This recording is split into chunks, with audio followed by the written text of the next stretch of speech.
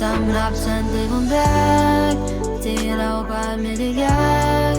วันเกิดเธอฉันแค่แกล้งลืมเธอในกับฉันมันก็มากพอแล้วแค่ได้คุยก็ดีใจมากแล้วถึงมันจะกลายเป็นเรื่องที่แค่เคยวันที่ฉันลาใครเข้ามาปลอบไม่ยอมแกล้งเธอวันเองสากับคนตอนนี้ฉันอยากจะกอดเธอมากๆเลยก็โทษเป็นบางทีจะเป็นคนเอาแต่ใจแต่มันก็มีใจความข้างในมันคงก็ดีแต่หากเธอเข้าไปถึงหรือจะมีคนทำใจเธอเปลี่ยนโอ้ให้ทำยังไงกับใจที่เปลี่ยน